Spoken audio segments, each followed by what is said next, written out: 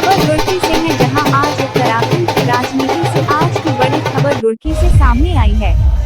रुड़की के hotel Centrum में जन निर्माण पार्टी का आधिकारिक ऐलान कर दिया गया है।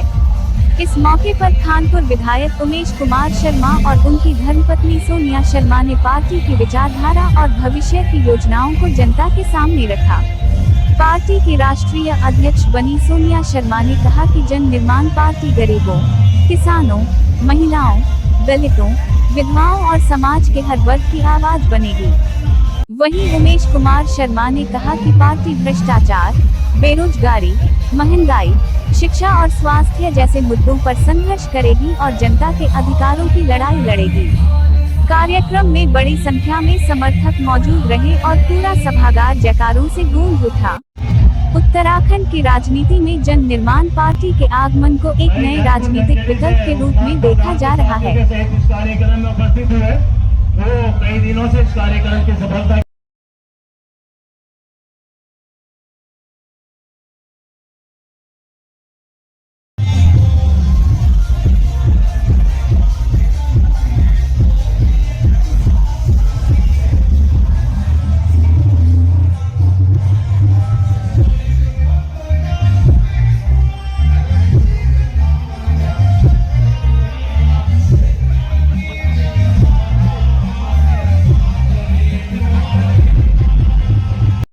उद्देश्य पूछ रहे होंगे। पार्टी मैंने जैसे कि बताया कि राष्ट्रीय पार्टियों का विरोध करने के लिए ये पार्टी बनाई गई है, क्योंकि आपने देखा चाहे भाजपा हो या कांग्रेस हो, पिछले 25-26 साल से हमारे उत्तराखंड में कांग्रेस या भाजपा यही दो पार्टियां हैं, और उसके बाद भी भ्रष्टाचार चरम पे है और कोई पारदर्शिता नहीं है, ना तो विभागों में ना सरकार की नीतियों में। हमें बहकाया जा रहा है कि हम ये कर देंगे, हम वो कर देंगे। बेचारी हमारी जो भोजन माताएं हैं वो कितना कम मानदेय है, कितनी परेशान है। सभी परेशान है मेरे ख्याल से रोजगार के लिए, और जो पेपर लीक है उसके लिए तो आंदोलन रोज ही हो रहा है। आप लोग देखते होंगे हमारे युवा बेचारे परेशान होके इतनी मेहनत करते हैं, पढ़ते हैं, उसके बाद परेशान हो जाते हैं कि इनको रोजगार नहीं मिल रहा, और उससे पहले ही पेपर लीक किया जा रहा है। ये एक बड़ी समस्या है। आपने सरकार की बात की तो सरकार तो बड़े दावे करती है कि रोजगार बहुत ज्यादा दिख रहा है, तो हमने इसके लिए नीतियां बनाई है।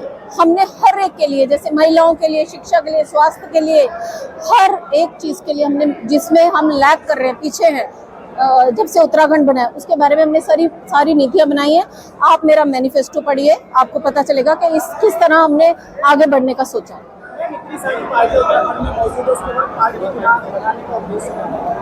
बहुत सारी पार्टियां हैं, परंतु मुझे लगता है मैदानी इलाके में, हरिद्वार जनपद में कोई भी मजबूत क्षेत्रीय दल नहीं है। पहाड़ों से तो आवाज उठ रही है, परंतु हमारे मैदानी इलाके में, हरिद्वार जनपद में कोई भी मजबूत पार्टी नहीं है। तो हम अब जनता को अवेयर करना चाहते हैं, बताना चाहते हैं कि आपके लिए साथ खड़े होके, आपकी आवाज उठाने के लिए, आपके अधिकारों के लिए, चाहे वो महिला हो, युवा हो, किसान हो, सबकी आवाज उठाने के लिए, वंचित वर्ग, मजदूर, सबकी आवाज बनने के लिए ये पार्टी बनाई गई है। इसका नाम ही जन निर्माण पार्टी है, मतलब कि जनता के द्वारा, जनता के आह्वान पर बनाई गई एक पार्टी। मैक्सिमम सीट्स पर लड़ने की कोशिश करेंगे, परंतु मैदानी इलाकों में हमारा फोकस ज्यादा रहेगा। हम हरिद्वार जनपद, उधम सिंह नगर, ऋषिकेश, यहाँ पे ज्यादा अपना फोकस करेंगे।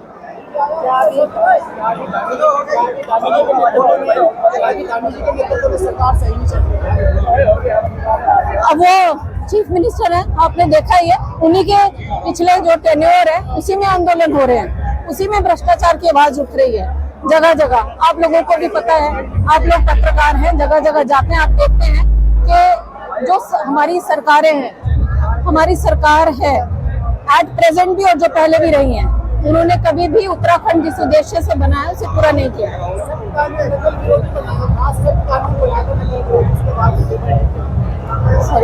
सब कानूनी नकल विरोधी कानून बनाया। हाँ, उसके बाद भी लीक हो गया पेपर। अब आप देखिए उस कानून का क्या फायदा, उस कानून से क्या हासिल हुआ जब उसके बाद भी पेपर लीक हो गए। एक सख्त कानून बनाना पड़ेगा, खास तौर पे जो विभाग के लोग हैं उनके लिए कानून बनाना पड़ेगा कि कैसे बार बार ये पेपर लीक हो रहा है।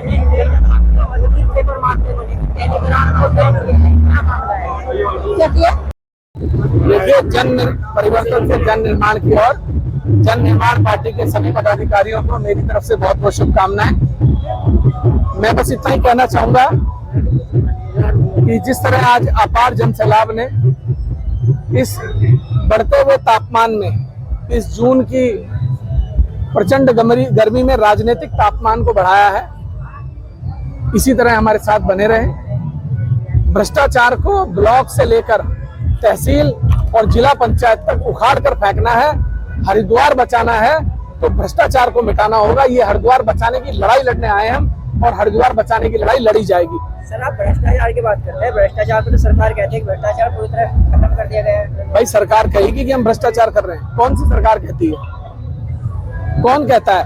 ब्लॉक पे चले जाओ, जिला पंचायत चले जाओ, आपको सबको पता लग जाएगा कि भ्रष्टाचार किस स्तर पर है। राजनीति के लिए हलचल मच चुकी है तीसरी पार्टी उत्तराखंड में, क्या मानते हैं पूरे उत्तराखंड में विधानसभा चुनाव लड़ जाएगा? देखिए, पार्टी का निर्णय रहेगा। मैं तो आज पार्टी को समर्थन करने आया था। मैं निर्दलीय विधायक हूँ, मैं अभी किसी पार्टी की सदस्यता नहीं ले सकता, लेकिन मैं जल्दी ही इस्तीफा देकर पार्टी की सदस्यता लूंगा। और ये मैं आपके मन से घोषणा कर रहा हूँ कि जल्दी ही इस्तीफा देकर विधायकी से पार्टी की एक स्थायी सदस्यता लूंगा। कानपुर से पार्टी चुनाव लड़ जाएगा? बिल्कुल। अगर मैं ही नहीं लड़ूंगा तो फिर कोई दूसरा लड़ने क्यों आएगा? सबसे पहले मैं अपने से शुरुआत कर रहा हूं कि मैं इस्तीफा देके जन निर्माण पार्टी से चुनाव लड़ूंगा। क्या मानते हैं? क्या जैसे आपने कहा कि जिला पंचायत चोर है, आपको शक है? नहीं, और विधायक भी तो है आपको जिनके द्वारा जो बहुत ऐसे कार्य है जो नहीं कराए गए, उनके बारे में कोई? देखिए, मैं पहला विधायक हूं जिसने अपना श्वेत पत्र जारी किया सोशल मीडिया के माध्यम से, और जल्दी आपके बीच में आके प्रेस कॉन्फ्रेंस करके अपने कामों को रखूंगा और तब मैं उनसे पूछूंगा कि वो विधायक भी आए और श्वेत पत्र जारी करें। पता लग जाएगा कौन आके हिम्मत किसमें है अपने कामों को आके जनता के पटल पर रखने। विधायक जी, जिला पंचायत अध्यक्ष ने जब नया कार्यभार किया था तो बसपा के जो प्लेटफार्म पे जो सुभाष चौधरी है पूर्व जिला पंचायत अध्यक्ष, उन्होंने 60 करोड़ के भ्रष्टाचार पर रोक लगाया था, लेकिन जो है वो भी जब दिया गया। आपने भी हमाम में सब नंगे हैं, हमाम में सब नंगे हैं। वही जो है उन्हीं की पार्टी का फिर गले में पटका डाल लेते हैं, और गले में जब पटका डल जाता है तो फिर क्या हो जाता है आपको पता है, मुझे बताने की जरूरत नहीं। जीरो टॉलरेंस की सरकार है, आप भी उन्हें सपोर्ट कर रहे हैं, तो फिर कैसे? मैं धामी जी को सपोर्ट करता हूँ। सपोर्ट करने का मतलब ये नहीं है कि मैं भ्रष्टाचार को सपोर्ट करता हूँ। जब जब भ्रष्टाचार होगा सदन में आवाज उठाई जाएगी, सड़कों पर आवाज उठाई जाएगी। और आपके माध्यम से बताना चाहता हूँ कि स्मार्ट मीटर का गंदा खेल बंद कर दें, वरना ये हाईवे जाम किया जाएगा, हरिद्वार जाम किया जाएगा। आप क्या चाहते हैं? रात को 11 बजे मेरे मोबाइल पे मैसेज आए कि आपका रिचार्ज खत्म होने वाला है, और रात को मेरे बच्चे सुबह के एग्जाम की तैयारी कर रहे हो, मेरे घर मेरी तनख्वाह ना आए और मेरी तनख्वाह आने में 10 दिन का समय हो, मेरे घर का बिजली का कनेक्शन कट जाए, भरी गर्मी में कट जाए। अरे जब मुझे सुविधा होगी तब मैं आपको पैसे दे दूंगा। कौन सी आफत है? क्यों आप स्मार्ट मीटर, कौन से अडानी अंबानी को लाभ पहुंचाना चाहते हो? किसान संगठन आपने भी विरोध किया स्मार्ट मीटर का, लेकिन उसके बाद भी थमने का नाम नहीं ले रहा। कोई बात नहीं, लड़ाई लड़ेंगे ना। कहा ना, सरकार अपनी मनमानी करती है, हमारा काम संघर्ष करने का, हम सड़कों पर संघर्ष करेंगे बस। टक्कर किससे मान रहे हैं? भाई, मैं तो हर व्यक्ति को टक्कर मानता हूँ। जो आदमी मेरे सामने चुनाव लड़ने आएगा वो मेरी टक्कर है। तो क्या उमेश कुमार जी उत्तराखंड के मुख्यमंत्री के रूप में सेवा भी दे सके? ऐसा है भाई, क्यों नहीं दे सकते? मेरे भाई, ईश्वर के हाथ में, ऊपर वाले के हाथ में सत्ता अधीन है। इस किसी कुर्सी पे कोई स्थायी नहीं रहा। खानपुर से 4 बार कोई विधायक था, 5वीं बार नहीं रहा। हर सिटिंग मुख्यमंत्री अपना चुनाव हार जाता है। तो आप कभी अहंकार घमंड करने की बात ना करें। ये तो जनता है, ये चाहेगी तो मुख्यमंत्री क्या प्रधानमंत्री बना देगी।